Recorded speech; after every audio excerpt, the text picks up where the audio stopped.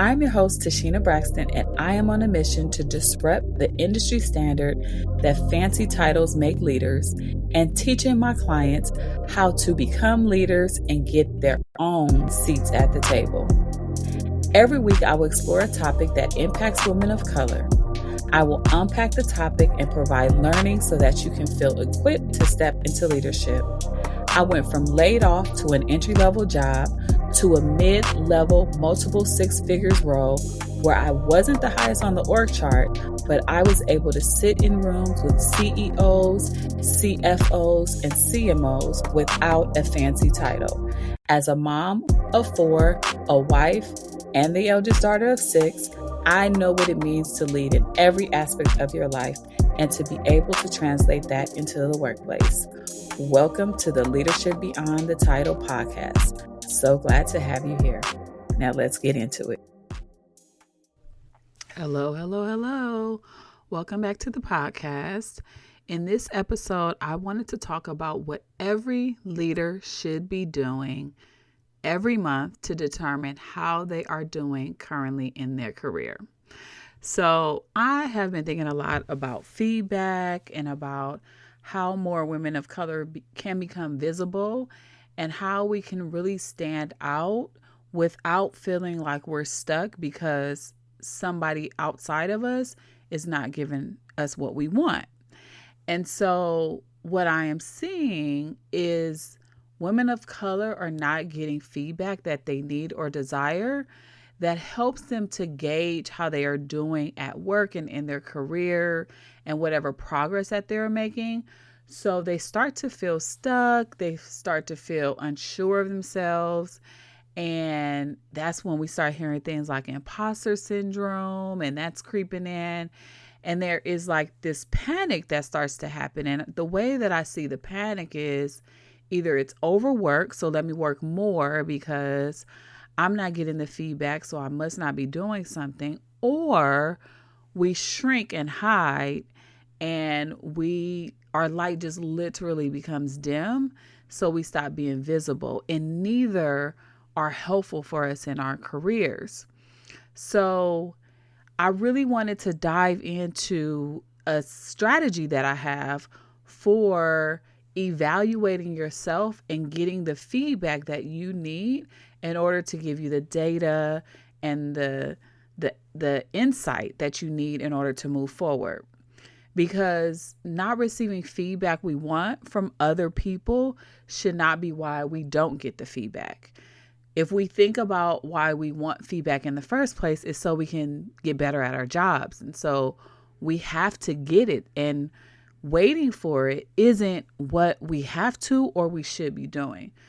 We can get proactive at evaluating how we are doing in our careers and in our lives without needing someone to be the person to initiate that for us. So the strategy that I have, there is a process that I do, and I use both my Agile team coaching work. And so if you know anything about Agile, it's really about experimentation. It's about moving fast, trying new things. And there is a process to evaluate when we're in that system and when we're doing Agile work. And what it is called is retrospectives. Retrospectives or retros are used for the purpose of looking back and evaluating how you, a project, a process, an initiative, or whatever it is doing. How is it doing? Or how did it do? This is the same thing that you can and should be doing for your own career as well, for your own leadership. So let's get right to it. How do you facilitate a retro for yourself? So first, what I want you to do is I want you to think about the time frame that you were looking back at. So is it 6 months ago in September, or it's over the last 6 months from September to now? Is it a 2-week time period that you did some type of project? Is it last quarter, last month, last year, or even yesterday? Or even the day of? Like, what is the time frame that you want to look at? So you want to identify that time frame because, as you know, every moment is different in a day of an employee, of a leader. and anything can change at any given time. And so you want to have this information where you're zooming in on a particular moment, because it helps you to find patterns when you are evaluating yourself in a longer time period, especially when you're doing repetitive work. So if there's something that you're doing day in and day out, when you are evaluating yourself, you look at specific time periods and then you notice the patterns.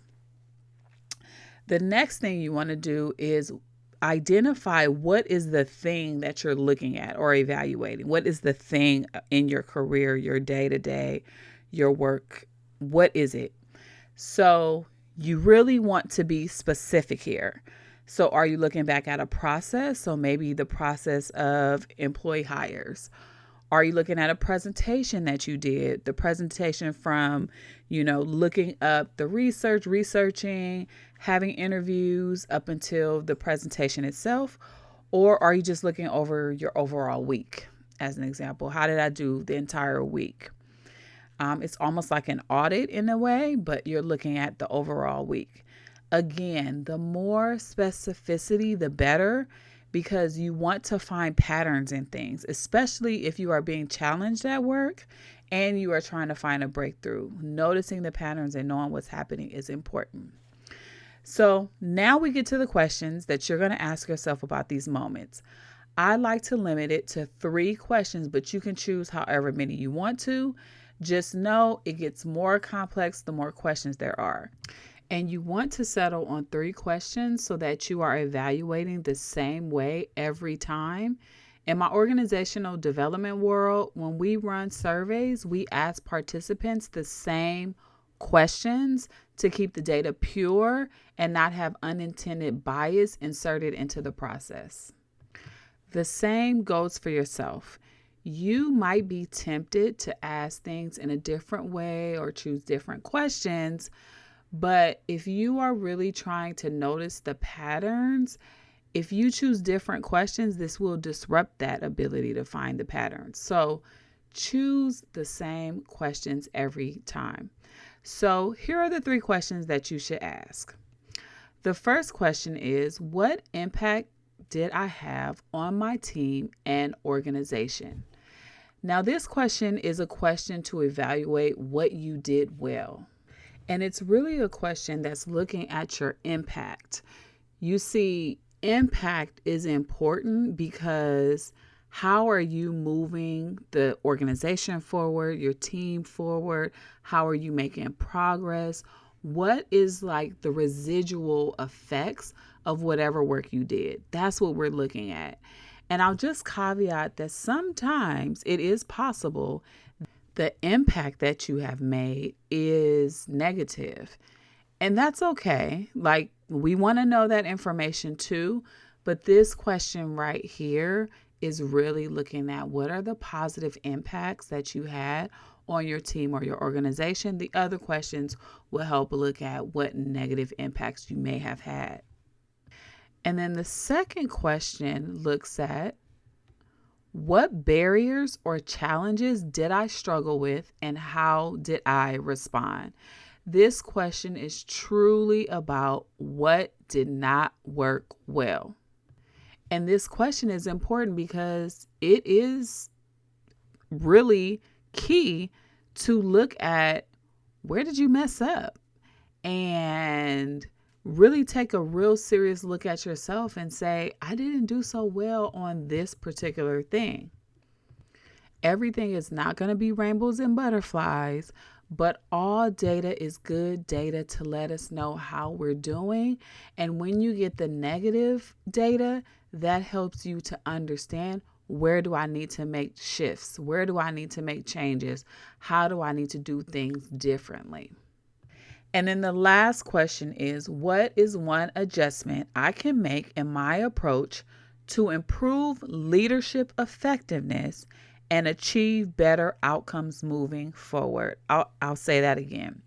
What is one adjustment I can make in my approach to improve leadership effectiveness and achieve better outcomes going forward or moving forward?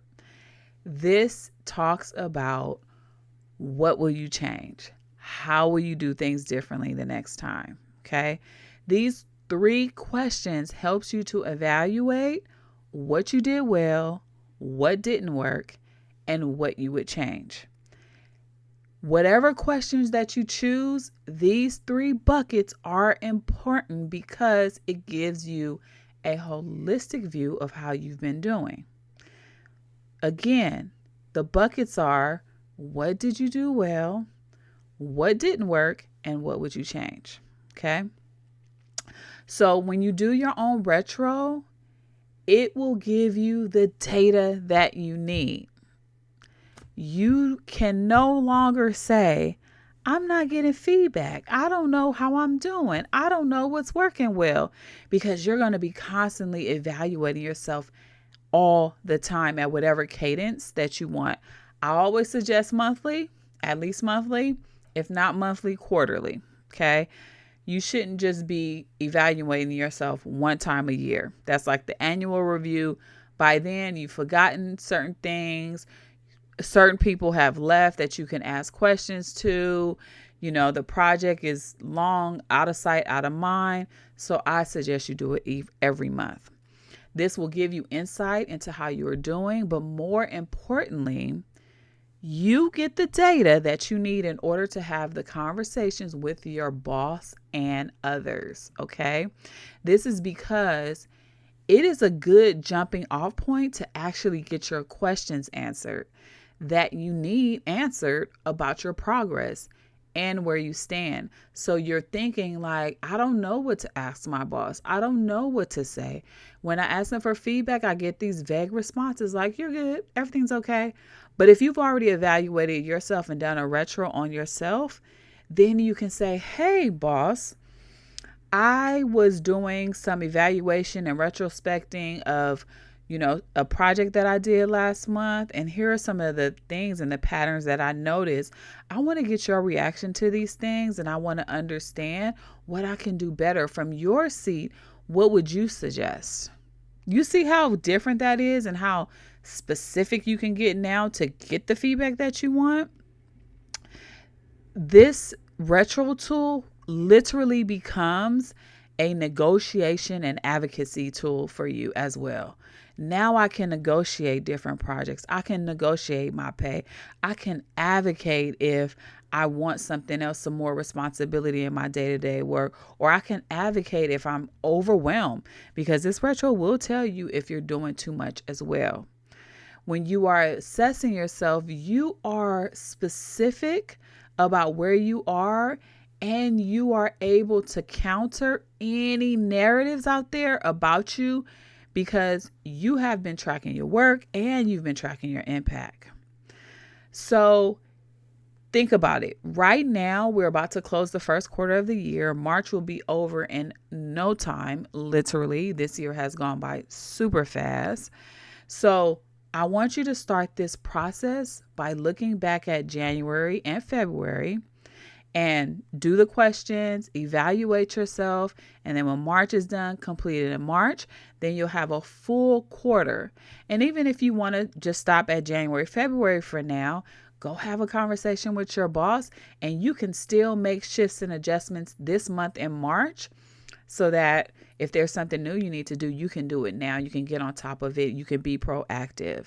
I guarantee that when you do this, you will have the feedback that you need, and you will no longer worry about being stuck or unsure of how you are doing.